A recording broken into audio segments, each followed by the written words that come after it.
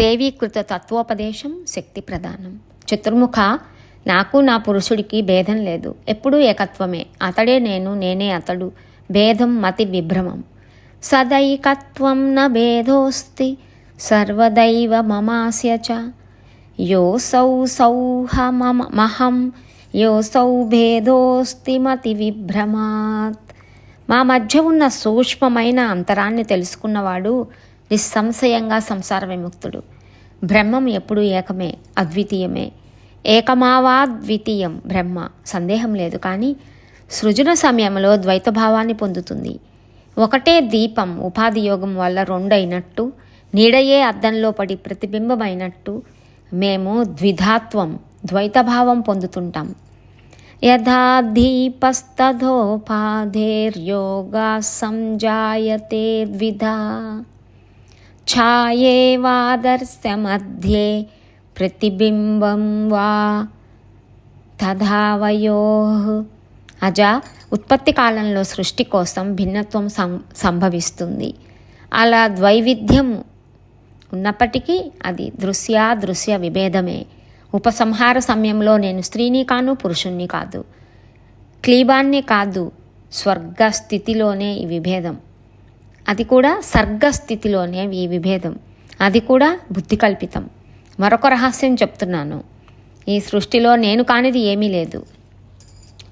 బుద్ధి, శ్రీ, ధృతి, కీర్తి, స్మృతి, శ్రద్ధ, మేధ, దయ, లజ్జ, ఆకలి, కోరిక, ఓర్పు, కాంతి, శాంతి, దప్పిక, నిద్ర, మెలకువ, జర, యవ్వనం, విద్య, అవిద్య, స్పృహ, వాంఛ, శక్తి, అశక్తి, వస, మజ్జ, చర్మం, దృష్టి, వృష్టి, వాక్కు, అనృతం, ఋతం, పరామధ్య మాపస్యంతీలు, వివిధ నాడీ మండలం అన్నీ నేనే. నేను కానిది ఏదైనా ఉందా? ఆలోచించి చెప్పు. సర్వమేవాహం, ఈ నిశ్చయం తెలుసుకో. అందుకే ఈ సృష్టిలో నాది వితత స్వరూపం. దేవతలలో కూడా రకరకాల పేర్లతో నేనే ఉంటాను. శక్తి రూపంలో ఉంటాను. పరాక్రమం చూపిస్తాను. గౌరీ, బ్రాహ్మి, రౌద్రి, వారాహి, వైష్ణవి, శివ, వారుని, కౌబేరి, నారసింహి, వాసవి, అన్ని రూపాలు అన్ని నామాలు నావే. అందరిలోనూ నేనే ఉండి అందరినీ నిమిత్తమాత్రుల్ని చేసి ఆయా కార్యాలు నేనే నిర్వర్తిస్తుంటాను. నీళ్ళల్లోని చల్లదనం, అగ్నిలోని వెచ్చదనం, సూర్యుడిలోని జ్యోతిస్సు, చంద్రుడిలోని మంచు నేనే. అవసరాన్ని బట్టి ఏది కావాలంటే అది అవుతాను. నేను లేనిది ఏదీ స్పందించదు. శంకరుడైనా సరే నేను వదిలేస్తే రాక్షసుల్ని సంహరించలేడు, దుర్బలుడైపోతాడు. లోకంలో దుర్బలుడికి పర్యాయపదం ఏమిటి? శక్తిహీనుడు అనే కదా. రుద్రహీనుడు, విష్ణుహీనుడు అని ఎవరైనా అంటారా? శక్తిహీనుడు అని మాత్రమే అంటారు. అశక్తః శంకరో హంతుం దైత్యాన్ కిల మయోజ్జిద్ఘితః శక్తిహీనం నరం బ్రూతే లోకచ్చైవాతి దుర్బలం. రుద్రహీనం విష్ణుహీనం న వదంతి జనాః కిల శక్తిహీనం యథా సర్వే ప్రవదంతి నరాధమం. నువ్వైనా శక్తియుక్తుడవైనందువల్లనే జగసృష్టి చేయగలుగుతున్నావు. విష్ణువు అంతే, ఇంద్రాది దిక్పాలకులు అంతే, పంచభూతాలు, సూర్యచంద్రులు అంతే. ఈ భూమి సమస్తాన్ని మోస్తుందంటే శక్తియే కారణం. నేనే లేని నాడు అశక్తురాలవుతుంది. చిన్న పరమాణువును కూడా మోయలేదు. ఆదిశేషులు, అష్టదిగ్గజాలు కూడా అంతే. నేను తలుచుకుంటే సృష్టిలో ఉన్న నీరంతా తాగేయగలను, సూర్యుడిని దాచేయగలను, వాయువుని స్తంభింపజేయగలను.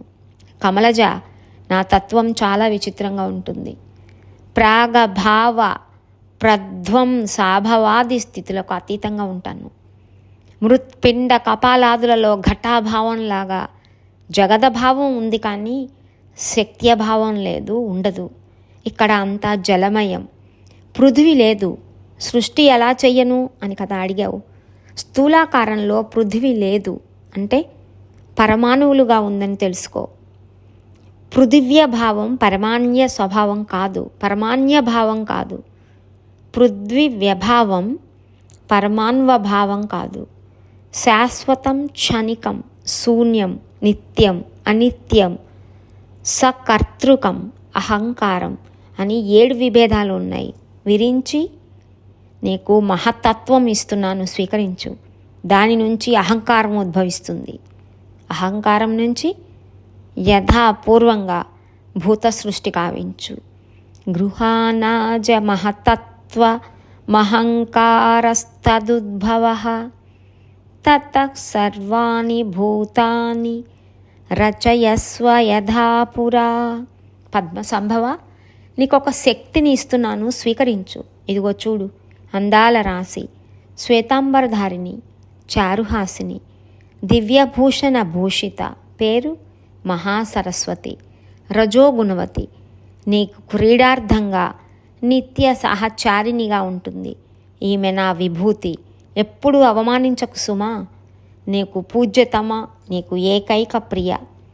ఈమెతో కలిసి సత్యలోకానికి వెళ్ళు. బీజం నుంచి చతుర్విధ సృష్టిని కావించు. కర్మలతో కలిసి జీవుల గుర్తులు కాలగర్భంలో ఉంటాయి. వాటిని అనుసరించి యథాపూర్వంగా సృష్టిని ఉత్పాదించు.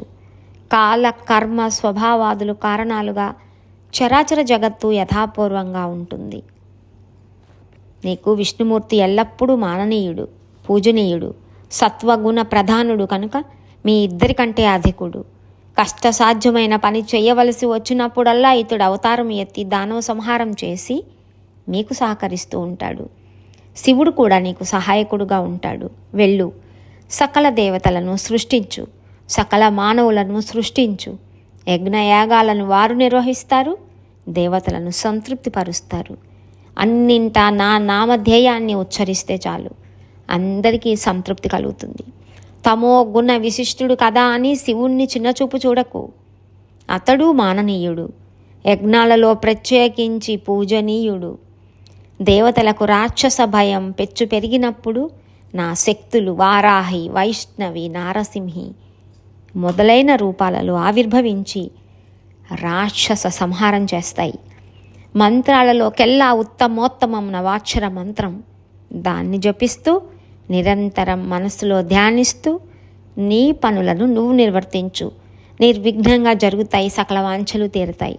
నారదా, నాకు ఇలా ఉపదేశించి ఆ జగన్మాత విష్ణుమూర్తితో సంభాషించింది.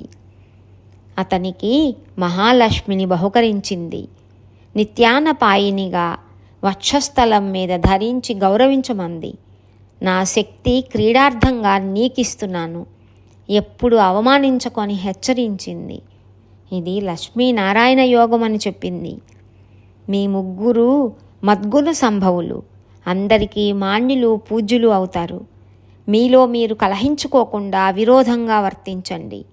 మూఢులు విభేదాలు కల్పిస్తారు, వాళ్ళే నరకానికి పోతారు. శివుడే విష్ణువు, విష్ణువే శివుడు.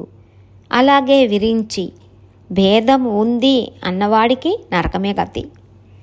యో హరిస శివ సాక్షాద్యః శివస్స స్వయం హరిః ఏతయోర్భేదమాతిష్ట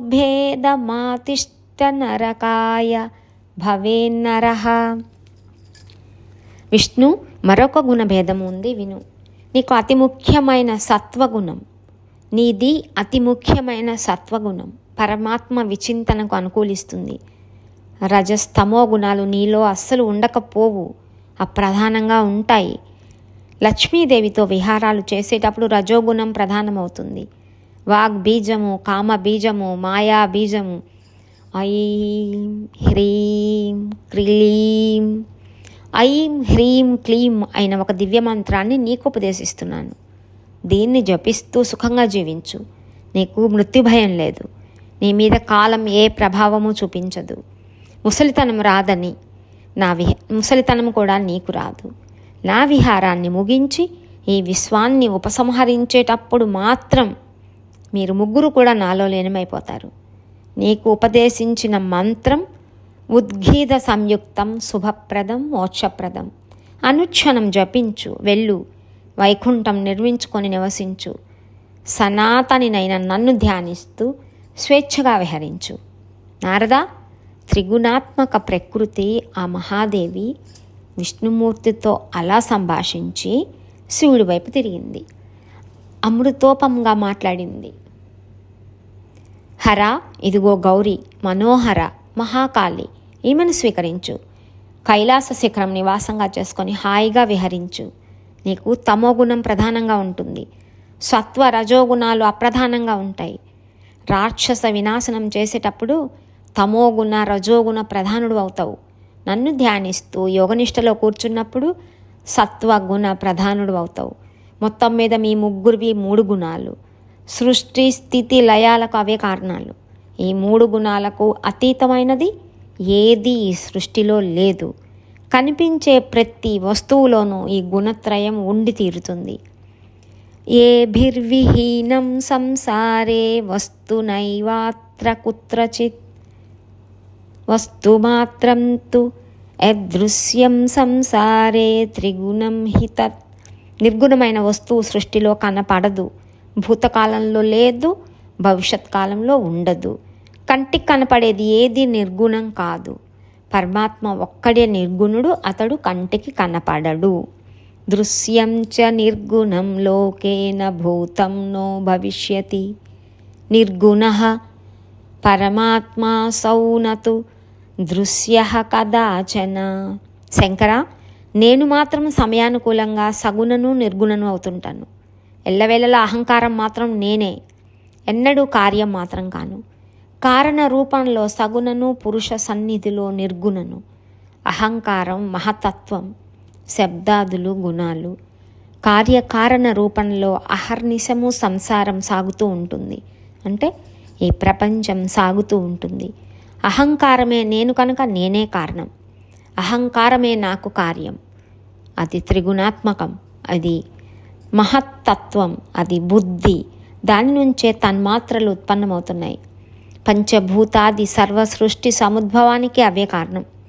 కర్మేంద్రియాలు 5, జ్ఞానేంద్రియాలు 5, మహాభూతాలు 5, మనస్సు 16వది.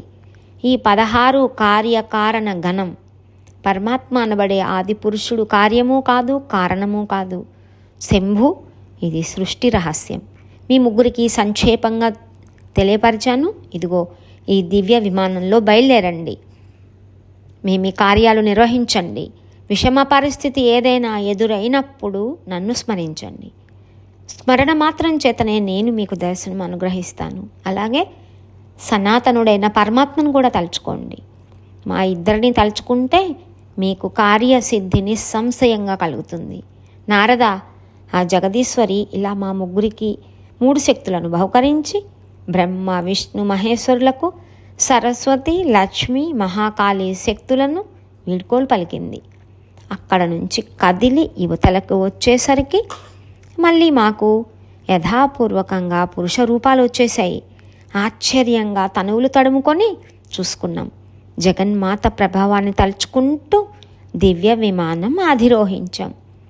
మరి ఇంకా ఆ సుధా సింధువు కానీ, ఆ శ్వేతద్వీపం కానీ, ఆ మహాదేవి కానీ కనిపించలేదు. దేవేరులతో కలిసి మేము ముగ్గురము ఉన్న విమానం బయలుదేరింది. వెనుకటికి మధుకైటబులను విష్ణుమూర్తి సంహరించిన మహాజలనిధి దగ్గరికి వచ్చింది. నా పద్మాసనం సన్నిధిలో నిలిచింది. ఇలా బ్రహ్మదేవుడు ప్రసంగం ముగించాడు. నారదుడికి చాలా సందేహాలు తొలగటంతో పాటు కొత్త సందేహాలు కూడా చాలా పుట్టుకు వచ్చాయి. వినయంగా తండ్రిని ఇలా ప్రశ్నించాడు.